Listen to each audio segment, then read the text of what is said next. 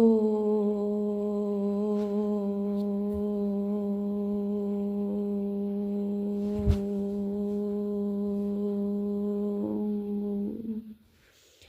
শান্তি। 14/11/2005 প্রাতঃমুরলি। ওম শান্তি। বাপদাদা মধুবন। আজকের বাপদাদার অমূল্য মহাবাক্য, মধুর মহাবাক্য। কি বলছে বাবা? মিষ্টি বাচ্চারা, তোমাদের নজর শরীরের দিকে যাওয়া উচিত নয়। নিজেকে আত্মা নিশ্চয় করো, শরীরকে দেখো না। প্রথম দিনের পাঠ পাক্কা করিয়েই যায় বাবা। শ্রীমদ্ ভগবদ্ গীতাতেও সমস্ত শ্লোকেই হে অর্জুন তুমি আত্মা নিশ্চয় করো। বেশিরভাগ শ্লোকেই তুমি আত্মা নিশ্চয় করো। তো ভগবান রোজ রোজ আমাদেরকে প্রথম দিনের পাঠকেই পাক্কা করাচ্ছে। আমরা 7 দিনের কোর্সে প্রথম দিন যেটা নিজেকে জেনেছি, যে তুমি নিজেকে আত্মা নিশ্চয় করো। তুমি কে? তুমি আত্মা। তো আমরা এখনও ওই পার্টই পাক্কা করতে পারিনি, তাই বাবা বারবার ওটার উপরেই জোর দিচ্ছে। কি বলছে? তোমাদের নজর শরীরের দিকে যাওয়া উচিত নয়। কেননা আমরা বারবার শরীর দেখে ফেলি। শরীরের মধ্যে 2 ভ্রুয়ের মধ্যে জ্যোতিবিন্দু আত্মাকে দেখার অভ্যাস বা প্র্যাকটিস, সেটাই আমরা এখনও পাশ করতে পারিনি। তাই বাবা বলছেন শরীর দিকে যাওয়া, আমাদের নজর শরীরের দিকে যাওয়া উচিত নয়। নিজেকে আত্মা নিশ্চয় করে অন্যকেও আত্মা দেখো। তাই বাবা বলছেন শরীরকে দেখো না। প্রশ্ন আজকের মুরলি থেকে, প্রত্যেক ব্রাহ্মণ বাচ্চার কোন 2টি বিষয়ের উপরে বিশেষভাবে নজর দিতে হবে? উত্তরে বাবা বলছেন 1 পঠন পাঠনের ওপর, 2 দেবী গুণের ওপর। অনেক বাচ্চাদের মধ্যে রাগের অংশমাত্রও থাকে না। অনেকে তো আবার ক্রোধের বশে অনেক লড়াই ঝগড়া করে। বাচ্চাদের মনে রাখা উচিত যে আমাদের দেবী গুণ ধারণ করে দেবী দেবতা হতে হবে। কখনো ক্রোধের বশবর্তী হয়ে কথাবার্তা বলা উচিত নয়। বাবা বলেন কোনো বাচ্চার মধ্যে যদি ক্রোধ থাকে তবে সে ভূতনাথ ভূতনাথিনী। তাহলে ক্রোধ থাকা বাচ্চার আর এক নাম দিলেন কি বাবা? ভূতনাথ ভূতনাথিনী। তো বাবা এসেই বলে যে তুমি দেবী গুণবালা দেবী দেবতা আত্মা। আমরা যখন ভগবানের ঘরে প্রথম যাই, প্রথম ভগবান আমাদের কি বুঝিয়েছেন? যে তুমি সত্যযুগের দেবী গুণধারী আত্মা। আবার বাবা আজকে বলছে যদি আমাদের মধ্যে ক্রোধের অংশ থাকে, ক্রোধের বশবর্তী হয়ে কোনো কর্ম করে ফেলি, তাহলে আমি কি হয়ে যাব? ভূতনাথ ভূতনাথিনী হয়ে যাব। এমন ভূতে বশীভূতদের সঙ্গে তোমাদের কথা বলাই উচিত না, চাই সে ব্রহ্মা কুমার বা কুমারী হোক। বাবা কি বলছে? এমন বশীভূত আত্মাদের সাথে তোমাদের কথা বলা উচিত না। তো বাবা বলছেন আজকের গীত, ভাগ্য জাগিয়ে এসেছি, তাকদির জাগাকার আইহু। তো প্রথমেই যখন তিনি আমাদের পরিচয় দিলেন তুমি সত্যযুগের দেব আত্মা, তো ভাগ্য তো জাগিয়েই এসেছি, তাই না? আবার জাগছে। ওম শান্তি। বাচ্চারা গান শুনেছে? সেই বাবা কি বলছে? 2 ভ্রুয়ের মাঝে আমাদের জ্যোতিবিন্দু আত্মাদের বলছে, দেহকে নয় কিন্তু। তাই নিজের 2 ভ্রুয়ের মাঝে আত্মা নিশ্চয় করে মহাবাক্য শুনতে হবে। তো এই আত্মাদের বাবা বলছেন বাচ্চারা গান শুনেছে? আর কোনো সৎসঙ্গে কখনো রেকর্ডের দ্বারা বোঝানো হয় না, ওখানে শাস্ত্র শোনানো হয়।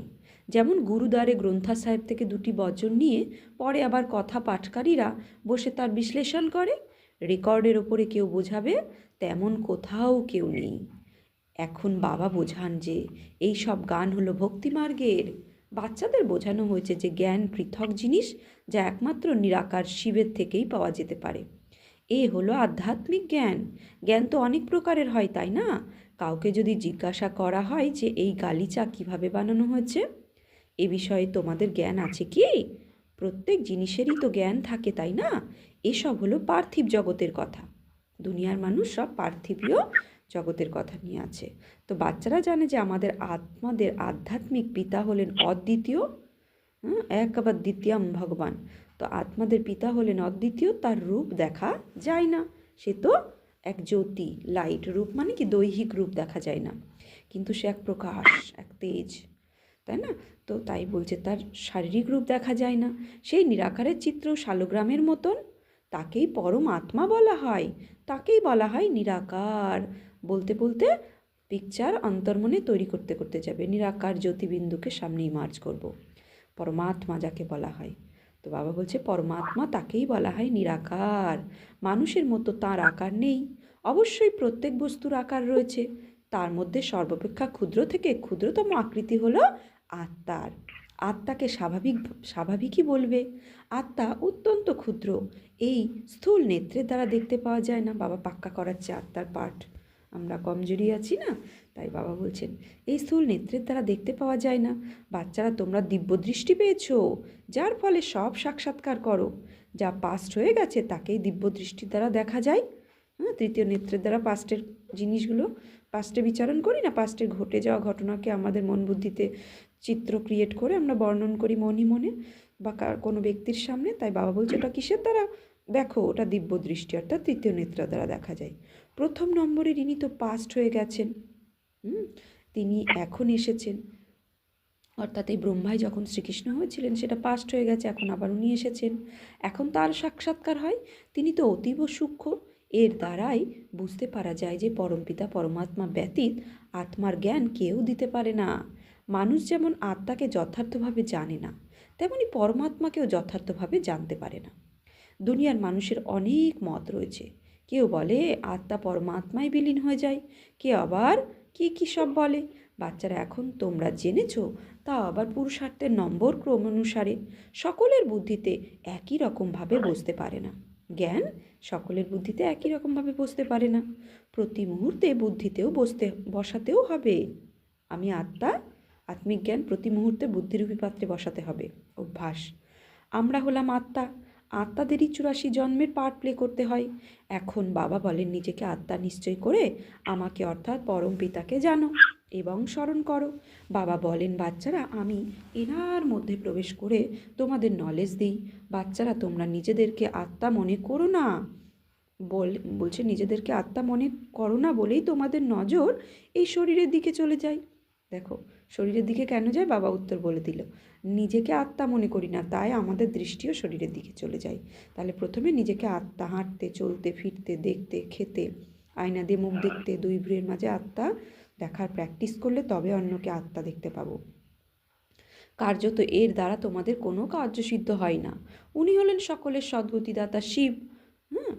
এর দ্বারা মানে কি, ব্রহ্মার দ্বারা কোনো কার্য সিদ্ধ হয় না। কার দ্বারা হয়, শিব বাবার দ্বারা। ওনার মত অনুসারেই আমরা সকলকে সুখ প্রদান করি। এনার কোনো অহংকার হয় না যে আমি সকলকে সুখ প্রদান করি। শিব বাবা সকলকে সুখ প্রদান করি, এই অহমই থাকে না, কেননা সে নিরাকার। কিন্তু আমরা কাউকে সুখ দিলেই আমরা আগে বলে ফেলি আমার জন্য সুখ পেলে, বা মুখে না বললেও ভেতরে একটা ম্যাপান থাকে, যেটাকে অহংকার বলা হয়, যে আমার দ্বারাই ও সুখী আছে। যে বাবাকে পুরোপুরি স্মরণ করে না তার অবগুণ নিষ্কাশিত হয় না, নিজেকে আত্মা নিশ্চয় করে না। মানুষ তো না আত্মাকে জানে না পরমাত্মাকে জানে। সর্বব্যাপীর জ্ঞানও ভারতবাসীরাই ছড়িয়েছে।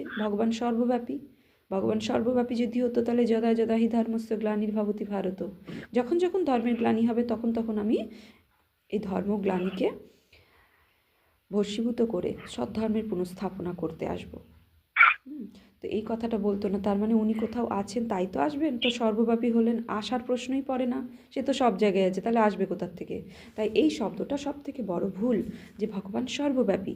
ভগবান কোথাও না কোথাও থাকে, যিনি পরমধামের নিবাসী। শ্রীমদ্ ভগবদ্ গীতাতে স্পষ্ট বলেছে, সূর্য চন্দ্র গ্রহ নক্ষত্রের আলো যেখানে পৌঁছাতে পারে না, হাজারো সূর্যের মতো তেজময় ও শক্তি আমি, পরম সত্তা। তো উনি পরমধাম নিবাসী, উনি সর্বব্যাপী কী করে হবেন? তো তোমাদের মধ্যেও যারা সেবাধারী বাচ্চা তারাই বুঝতে পারে, বাকি সব এতটা বুঝতে পারে না। যদি বাবার সম্পূর্ণ পরিচয় বাচ্চাদের কাছে থাকে তাহলে বাবাকে স্মরণ করবে, নিজেদের মধ্যে দেবী গুণ ধারণ করবে। বাচ্চারা শিব বাবার তোমাদের বোঝাচ্ছেন, এ হলো নতুন কথা। ব্রাহ্মণ অবশ্যই চাই। প্রজাপিতা ব্রহ্মার সন্তান কখন হয় এই দুনিয়ায় কারোর জানা নেই। ব্রাহ্মণ তো অগণিত রয়েছে, কিন্তু তারা হলো গর্ভজাত, তারা কেউ মুখবংশজাত নয়। অর্থাৎ পৈতেধারী ব্রাহ্মণ যারা, তারা গর্ভজাত ব্রাহ্মণ। তো ব্রাহ্মণ অর্থাৎ কি, ব্রাহ্মণ গর্ভে জন্ম নিলে সে ব্রাহ্মণ হয় লৌকিক জগতে, কিন্তু তাকে দিয়ে পুজো হয় না যতক্ষণ না তার পৈতে হয়, তাই না? ঠিক তেমনই এই আর আমরা হচ্ছে মুখবংশাবলী ব্রাহ্মণ, অর্থাৎ স্বয়ং ভগবানের মুখের দ্বারা আমাদের জ্ঞানের দ্বারা আমাদের জন্ম হচ্ছে। তো ব্রহ্মজ্ঞানের দ্বারা যাদের জন্ম হয় হ্যাঁ, ব্রহ্মজ্ঞানকে যারা প্রকৃত রূপে জানে তারাই ব্রাহ্মণ। তো আমরা মুখবংশজাত ব্রাহ্মণ, কিন্তু আমরা 7 দিনের কোর্স করার পরেও ব্রাহ্মণ হওয়ার পরে পূজ্য স্বরূপ তখনই হব যখন আমাদের কী হবে, জ্ঞানের ধারণা হবে, দেবী গুণের ধারণা হবে। নইলে আমরা সবাই তো বিকে টাইটেল লিখে দিই, কিন্তু বইতে অর্থাৎ দেবী গুণের যতক্ষণ না আমাদের ধারণা হবে ততক্ষণ আমরা কিন্তু পূজ্য আত্মা হতে পারবো না, অর্থাৎ দেবী দেবতা হতে পারবো না। ব্রাহ্মণ সো দেবতা বাবা বলেন। তো কিন্তু তারা হলো মাতু গর্ভজাত, তারা কেউ মুখবংশজাত নয়। ব্রহ্মার সন্তানেরা তো ঈশ্বর পিতার কাছ থেকে উত্তরাধিকার পায়। তোমরা এখন অধিকার প্রাপ্ত করছো, তাই না? তোমরা ব্রাহ্মণরা হলে আলাদা আর তারা হলো আলাদা। তোমরা ব্রাহ্মণ হও সঙ্গমে, তারা হয় দাপর কলিযুগ থেকে ব্রাহ্মণ হয়। সত্য ত্রেতা তো সদা দেবী দেবতার যুগ, সেখানে কোনো বর্ণ নেই, বর্ণভেদ নেই। দাপরের পর থেকে বর্ণভেদ শুরু হয়, তাই দাপরের পর থেকে ব্রাহ্মণ হয় তারা। আর আমরা সঙ্গম যুগী মুখবংশাবলী ব্রাহ্মণ। তো এই সঙ্গম যুগী ব্রাহ্মণরাই আলাদা। প্রজাপিতা ব্রহ্মার অগণিত সন্তান রয়েছে। অবশ্যই পার্থিব জগতের পিতাকেও ব্রহ্মা বলবে, কারণ সন্তানের জন্ম দেয়, কিন্তু তা হলো শরীরের সম্বন্ধীয় বিষয়ে। এই বাবা শিব, যিনি নিরাকার, তিনি বলেন সকল আত্মারা আমার সন্তান। আমরা আত্মারা শিব বাবার সন্তান। তোমরা হলে মিষ্টি মিষ্টি আধ্যাত্মিক সন্তান। এই কথা কাউকে বোঝানো সহজ। শিব বাবার নিজস্ব শরীর নেই। শিব জয়ন্তী পালন করা হয়, কিন্তু ওনার শরীর তো দেখতে পাওয়া যায় না। বাকি আর সকলের শরীর রয়েছে। সব আত্মাদের নিজের নিজের শরীর রয়েছে, শরীরের নামকরণ হয়। পরমাত্মার নিজস্ব শরীরই নেই, তাই ওনাকে পরমাত্মা বলা হয়। ওনার আত্মার নামই হলো শিব, তার কোনো পরিবর্তন নেই। শরীর যখন বদল হয়ে যায় তখন নামও বদলে যায়। শিব বাবা বলেন, আমি সদা নিরাকার পরমাত্মাই থাকি। ড্রামার প্ল্যান অনুসারে এখন এই শরীর ধারণ করেছি। সন্ন্যাসীদের নামও বদলে যায়। শুরু গুরুর হয়ে গেলেও নাম, অর্থাৎ শিষ্য হয়ে গেলেও নাম পরিবর্তন হয়। তোমাদেরও নাম পরিবর্তন হতো। নাম বদল করে কতদিন পর্যন্ত থাকবে? কত পালিয়ে গেছে। যারা সেই সময় ছিল তাদের নাম রাখা হয়েছিল, অর্থাৎ শুরুতে শুরুতে যজ্ঞে যারা এসেছিল তাদের লৌকিক জগতের নামের পরিবর্তে পরমাত্মা স্বয়ং ভগবান তাদের নতুন ব্রাহ্মণ জীবনের নাম দিয়েছিল, কিন্তু তারা অনেকেই আজ নেই। এখন আর নাম রাখা হয় না, সেই জন্য ভগবানের দেওয়া নাম রাখার পরেও তারা যজ্ঞে আজকে নেই। জ্ঞান আর যোগে পালিত হতে পারিনি, চলে গেছে। তাই ভগবানের দেওয়া নামকে তারা অসম্মান করেছে, তাই এখন আর নাম রাখা হয় না। এখন কাউকে বিশ্বাস করা যায় না, মায়া অনেককে পরাজিত করছে, তাই পালিয়ে গেছে। তাই বাবা এখন কারোর নাম বদল করেন না। তো পালিয়ে যাওয়ার অর্থ হচ্ছে বাবার জ্ঞান আর যোগ থেকে ছুটে যাওয়া। না সে নিয়মিত রূপে মেডিটেশন করবে, না সে নিয়মিত রূপে জ্ঞান মুরলি শুনবে, না সে নিয়মিত রূপে খানপানের দিকে, নিজের জীবন চরিত্রের দিকে অ্যাটেনশান দেবে।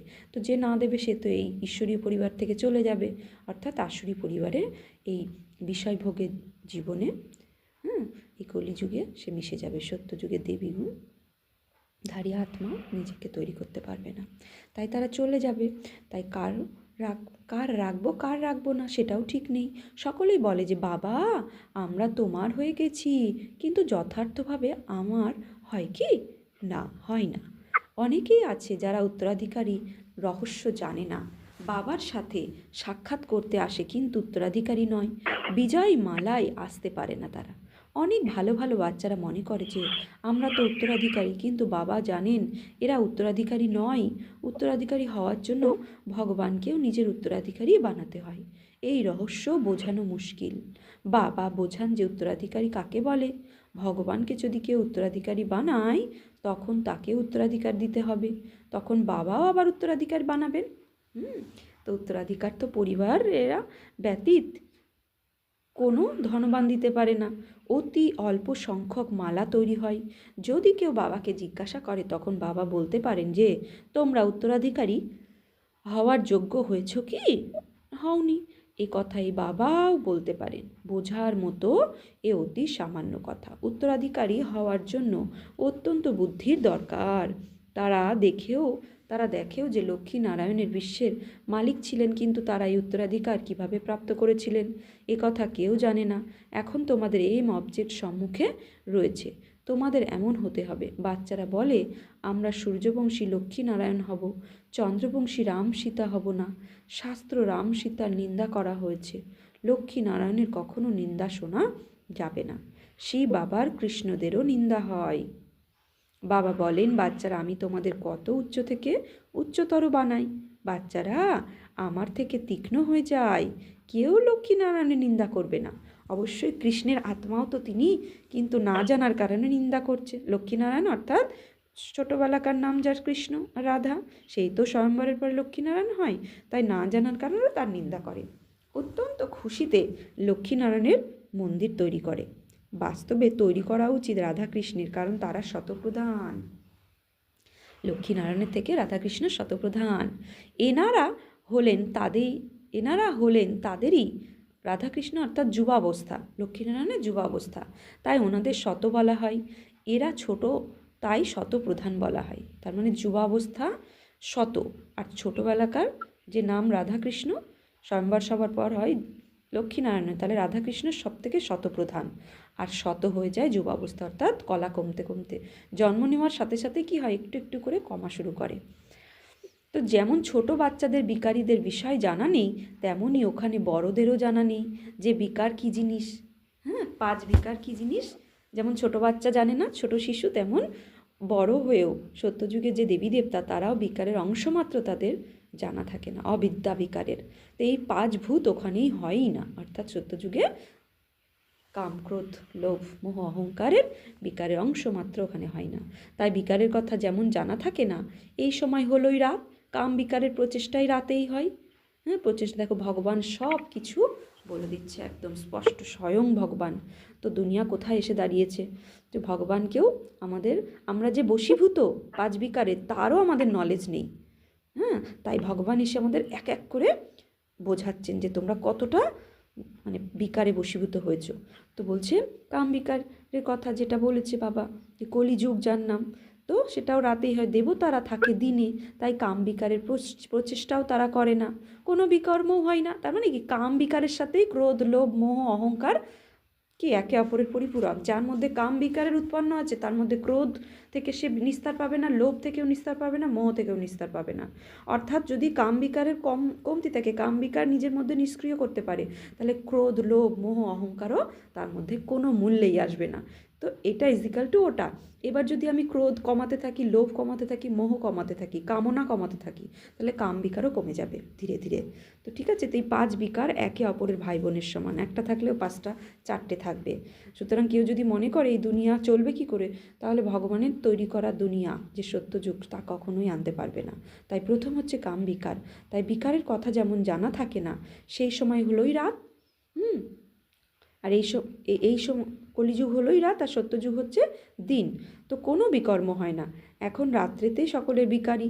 তোমরা জানো যে দিন শুরু হলেই আমাদের সব বিকার বিতাড়িত হবে, অর্থাৎ সত্যযুগ মানে দিন, আমাদের সমস্ত বিকার বিতাড়িত হতে শুরু হয়ে যেত প্রত্যেকের, তাই না? ব্রহ্মা কুমার কুমারীরা যারা আছে, পবিত্রতা হচ্ছে ওদের ফাউন্ডেশন, রয়্যালিটি আমাদের পবিত্রতা, তাই না? আমরা ভগবান এমন শিক্ষা দিচ্ছে যে গর্ব করে বলতে পারি যে আমরা সব পবিত্র আত্মা।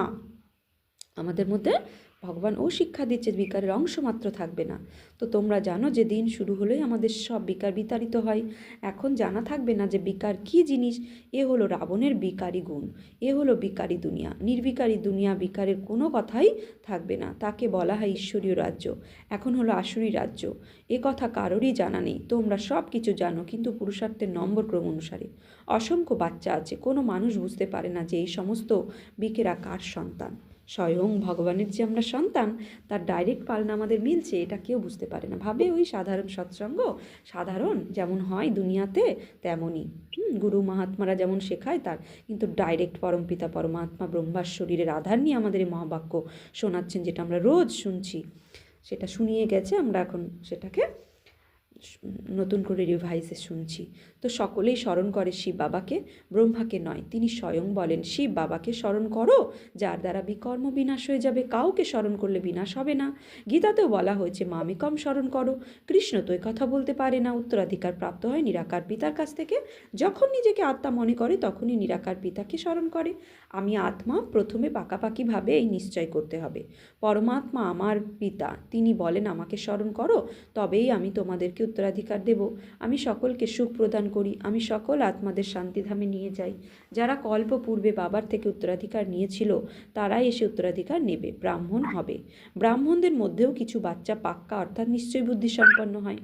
নিশ্চয় বুদ্ধি যে ভগবানের প্রতি আছে তারই হার কদমে সফলতা আছে। তো সফলতার আধারই হচ্ছে নিশ্চয় বুদ্ধি ভগবানের প্রতি। তো নিশ্চয় বুদ্ধি বাচ্চাও আছে। সত্যিকারের বাচ্চাও মাতেলে হবে, আর সৎ বাচ্চা সতেলে হবে, অর্থাৎ যে স্বয়ং ভগবানের পালনায় পালিত হবে, ভগবানের শ্রীমতের বাইরে যাবে না, সে মাতেলে বাচ্চা। আর সতেলে বাচ্চা যে, সে তো ভগবানের সব শ্রীমত পালন করবে না। আমরা নিরাকার শিব বাবার বংশজ, আমরা জানি বংশ কীভাবে বৃদ্ধিপ্রাপ্ত হয়। এখন ব্রাহ্মণ হয়, পরে আমাদের ফিরে যেতে হবে। এখন আমরা ব্রাহ্মণ হয়েছি, পরে আমাদের ফিরে যেতে হবে পরমধামে। সব আত্মা থেকেই শরীর পরিত্যাগ করে ফিরে যেতে হবে পরমধামে। পাণ্ডব এবং কৌরব দুই পক্ষকেই শরীর পরিত্যাগ করতে হবে। তো এখন এই মহাভারতের লড়াই, প্র্যাকটিক্যালি মহাভারত চলছে, যেখানে পাণ্ডব আর কৌরবের যুদ্ধ রয়েছে। তো 5 পাণ্ডব হচ্ছে যে রোজ ভালো কথা অর্জন করে। তো আমরা কারা? পাণ্ডব, যারা রোজ ভালো কথা অর্জন করছি, অর্থাৎ অর্জুন। এখন তো অর্জুন স্থিতি থেকে আমাকে যুধিষ্ঠির হতে হবে, অর্থাৎ যার বুদ্ধি স্থির, যুদ্ধ পরিস্থিতিতেও বুদ্ধি স্থির। তো প্রত্যেক পরিস্থিতি, প্রত্যেক সমস্যা যা কিছুই আসুক, সেই পরিস্থিতিতেই আমাদের বুদ্ধি যখন স্থির থাকবে, আমরা কি করে স্থির হব? অর্জুন হয়ে জ্ঞান শুনতে শুনতে নকুল যখন হব, ও একটা বিশেষতা, না একুল না ওকুল, সদা ঈশ্বরীয় মার্গে চলা। ভীম অর্থাৎ সবসময় ঈশ্বরীয় জ্ঞানকে ভোজন করা, ভীমের মতো বিশেষতা, 5 বিশেষতা। তো যখনই ধীরে ধীরে আমাদের এগুলো আসতে থাকবে, আমরা লাস্ট স্টেজ অর্থাৎ যুধিষ্ঠির, অর্থাৎ যার বুদ্ধি স্থির, হালচাল নেই সমস্ত পরিস্থিতিতে, কার কি হলো না হলো, কি আসলো কি গেল, কিচ্ছু যায় আসে না, বুদ্ধিকে স্থির করে এক রসস্থিতি পরমাত্মার প্রেমে লীন হওয়া, তবে আমি স্বর্গে যেতে পারবো। ওই বুদ্ধি, ওই জন্য যুধিষ্ঠিরকে স্বর্গলাভ দেখানো হয়েছে। তো এই 5 বিশেষতা আমাদের মধ্যেই আছে। তো যখনই আমি ভগবানের মহাবাক্য শ্রবণ করব অর্জুন হয়ে, এক এক বিশেষতা আমার মধ্যে আসতে থাকবে। আর অন্তিম স্টেজ যেটা যুধিষ্ঠির স্টেজ। তো কৌরব, আমাদের ভেতরেই কৌরব আর পাণ্ডবের যুদ্ধ। আর দুনিয়াতেও 100 কৌরব আর 5 পাণ্ডব, অর্থাৎ 100-র মধ্যে একজন ভগবানের জ্ঞান নেবে। তো ওই 100 জনের মধ্যে একজন আমি, কি তাই না, অর্জুন। তো আমিও ভগবানের জ্ঞান নিয়ে নিজের বিকারকে মানে বিনাশ করে আমি যুধিষ্ঠির স্থিতি লাভ করব, তবে আমি বৈকুণ্ঠ ধামে যেতে পারবো। তো এই মহাভারতের লড়াই 5 পাণ্ডব আর 100 কৌরবের লড়াই। তো বাবা বলছেন পাণ্ডব এবং কৌরব দুই পক্ষের শরীর পরিত্যাগ করতেই হবে। হ্যাঁ, তোমরা এই জ্ঞানের সংস্কার নিয়ে যাও, পুনরায় সেইভাবে তোমরা প্রালব্ধ অর্থাৎ ফল লাভ করো। তো এই ড্রামা পূর্ব নির্ধারিত পরে জ্ঞানের পাঠ সমাপ্ত হয়ে যাবে। তোমরা 84 জন্ম পরে পুনরায় এই জ্ঞান প্রাপ্ত করেছো, অর্থাৎ সত্য থেকে কলিযুগ পর্যন্ত আমরা 84 জন্ম, সত্যতে 8 জন্ম, ত্রেতাতে 12 জন্ম, দাপরে 21 জন্ম, কলিতে 42 জন্ম, বর্তমান এখন এই ব্রাহ্মণ জন্ম। এই 84 জন্ম কভার হওয়ার পরে আমরা সত্যযুগে যাব। তখন জ্ঞান আমাদের প্রত্যেকটা কর্মেন্দ্রিয়ে থাকবে। আমাদের জ্ঞানের বুদ্ধিতে জ্ঞান থাকবে না, কিন্তু জ্ঞানের সংস্কার আমাদের মধ্যে থাকবে, যেটা আমাদের কর্মেন্দ্রিয় দেখাতে পারো, মানে জ্ঞানের স্বরূপ হয়ে থাকবো। সেই জন্য বাবা বলছে জ্ঞান লোপ হয়ে যাবে, যে সত্যযুগে এই ছিলাম, ত্রেতা যুগে এই ছিলাম, এইসব জ্ঞান তখন সত্যযুগে থাকবে না। এই জ্ঞানের আধারে আমাদের সংস্কার ক্রিয়েট করছি, যেটা পরের জন্মে সত্যযুগে গিয়ে আমাদের কর্মেন্দ্রিয়ে ইমার্জ হবে। তো এরপরে এই জ্ঞান লুপ্ত হয়ে যাবে, তোমরা প্রালব্ধ ভোগ করো। ওখানে আর কোনো ধর্ম অবলম্বীদের চিত্রও থাকে না। সত্যযুগে তোমাদের চিত্র ভক্তিমার্গেও থাকে। হ্যাঁ, সত্যযুগে কারো চিত্রাদি থাকে না, তোমাদের অলরাউন্ডার চিত্র কি ভক্তিমার্গেও থাকে। তাই তোমাদের রাজ্যে আর কারোর চিত্র থাকে না, শুধুমাত্র দেবী দেবতাদেরই থাকে। এতেই তোমরা বুঝতে পারো যে সেখানে আদি সনাতন দেবী দেবতারা থাকে রয়েছে। পরে সৃষ্টি বাড়তে থাকে। বাচ্চারা তোমাদের এই জ্ঞান স্মরণ করে অতীন্দ্র সুখের অনুভব করতে হবে। অনেক পয়েন্টস রয়েছে, কিন্তু বাবা জানেন মায়া প্রতি মুহূর্তে ভুলিয়ে দেয়। তাই এ কথা স্মরণে রাখা উচিত যে শিব বাবা আমাদের পড়াচ্ছেন, তিনি হলেন সর্বোচ্চ। আমাদের এখন ঘরে ফিরে যেতে হবে। কত সহজ কথা। স্মরণই হলো সব কিছুর আধার। আমাদের দেবতা হতে হবে, দেবী গুণ ধারণ করতে হবে। 5 বিকার হলো ভূত। কাম বিকারের ভূত, ক্রোধ বুকারের ভূত, দেহ অভিমানের ভূতও হয়। হ্যাঁ, কারোর মধ্যে ভূত অধিক মাত্রায় থাকে, কারোর মধ্যে কম। তোমরা ব্রাহ্মণ বাচ্চারা জানো যে এই 5টি হলো বড় ভূত। প্রথম স্থানে রয়েছে কাম বিকারের ভূত, দ্বিতীয় স্থানে রয়েছে ক্রোধের ভূত। কেউ যখন খুব রুক্ষভাবে কথা বলে তখন বাবা বলেন এ হলো ক্রোধী, এই ভূত নিষ্কাশিত হয়ে যাওয়া উচিত। কিন্তু ভূত নিষ্কাশিত করা অত্যন্ত কঠিন। ক্রোধ একে অপরের দুঃখ দেয়, মোহ অনেককে দুঃখ হয় না। মোহে অনেকের দুঃখ হয় না, যার মোহ রয়েছে তারই দুঃখ হবে। তাই বাবা বোঝান যে এই ভূতেদের তাড়াও। প্রত্যেক বাচ্চাকে বিশেষভাবে পড়াশুনো এবং দেবী গুণের উপর অ্যাটেনশন দিতে হবে। অনেক বাচ্চাদের মধ্যে তো ক্রোধের অংশমাত্র থাকে না, কেউ আবার ক্রোধের বশবর্তী হয়ে অত্যন্ত লড়াই ঝগড়া করে। বাচ্চাদের খেয়াল রাখা উচিত যে আমাদের দেবীগুণ ধারণ করে দেবতা হতে হবে, কখনো ক্রোধের বশে কথা বলা উচিত নয়। কেউ ক্রোধ করলে তখন বুঝবে যে এর মধ্যে ক্রোধের ভূত রয়েছে, সে যেন ভূতনাথ ভূতনাথিনী হয়ে যায়। এমন ভূতেদের সঙ্গে কথা বলা উচিত নয়। একজন ক্রোধের বশে কথা বলছে একজন ক্রোধের বশে কথা বললে তখন অন্যের মধ্যেও যদি সেই ভূত চলে আসে, তখন ভূতেরা পরস্পরের মধ্যে লড়াই করতে থাকবে। ভূত নাতিনী শব্দটি অত্যন্ত খারাপ, ছি ছি, ভূত যেন প্রবেশ না করে, তাই মানুষ কি দূরে সরে যায়। ভূতের সামনে দাঁড়ানোর বাবা বলছেন ভূতের সামনে দাঁড়ানো উচিত নয়, তা না হলে প্রবেশ করে যাবে। তো ক্রোধে ব্যক্তির সামনে কখনোই দাঁড়ানো উচিত নয়। বাবা এসে আসুরি গুণ দূর করে দেবী গুণের ধারণা করান। বাবা বলেন আমি এসেছি দেবী গুণ ধারণ করিয়ে দেবী দেবতা বানাতে।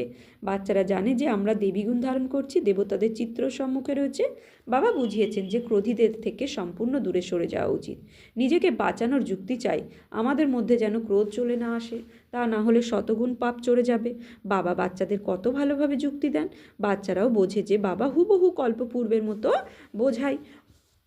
পুরুষার্থের নম্বরের ক্রম অনুসারে হবে। নিজেদের ওপরেও কৃপা করতে হবে, অন্যান্যদের কৃপা করতে হবে। অনেকে নিজেদের ওপর কৃপা করে না, অন্যদেরকেও করে, তখন তারা উপরে চড়ে বসে আর নিজে সেখানেই থেকে যায়। তো স্বয়ং বিকারের ওপর বিজয় লাভ করে না, অন্যকে বোঝায়, আর তারা বিজয় প্রাপ্ত করে নেয়। এই রকম ওয়ান্ডার হয়। আচ্ছা, মিষ্টি মিষ্টি হারানিধি বাচ্চাদের প্রতি মাত পিতা বাপ দাদার স্মরণে স্নেহ সুমনার সুপ্রভাত। আত্মাদের পিতা তার আত্মারূপী বাচ্চাদের জানাচ্ছি নমস্কার। আমরা আত্মারূপী বাচ্চারা আত্মারূপী বাপ দাদাকে জানাচ্ছি নমস্কার, সুপ্রভাত, ধন্যবাদ। ধারণার জন্য মুখ্য সার: 1. জ্ঞানের কথা স্মরণ করে অতীন্দ্র সুখে থাকতে হবে। কারোর সঙ্গে রুক্ষভাবে কথা বলা উচিত নয়।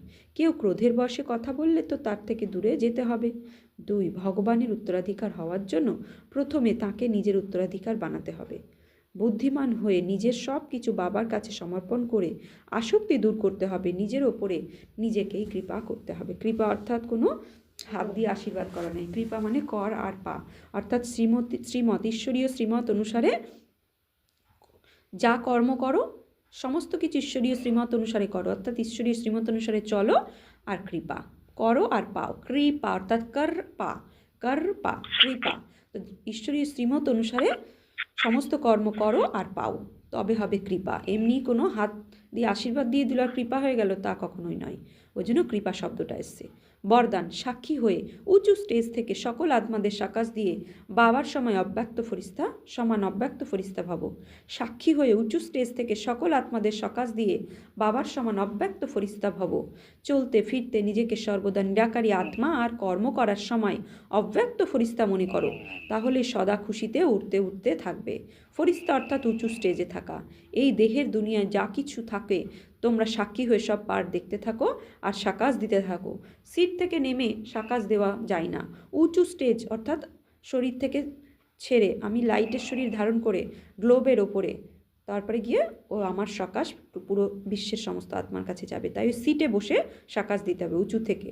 সিট থেকে নেমে সাকাশ দেওয়া যায় না। উঁচু স্টেজে স্থিত হয়ে দৃষ্টির দ্বারা সহযোগ দাও। তো মনের হাই ভাইব্রেশনাল মানে উচ্চ সংকল্প, আমি পবিত্র আত্মা, তো পবিত্র সূক্ষ্ম বাতানে যেমন আমি লাইটের শরীরে গেলাম, তেমন আমার সংকল্প অনেক উঁচু থাকবে, তবে ও সকাশে দিতে পারবে।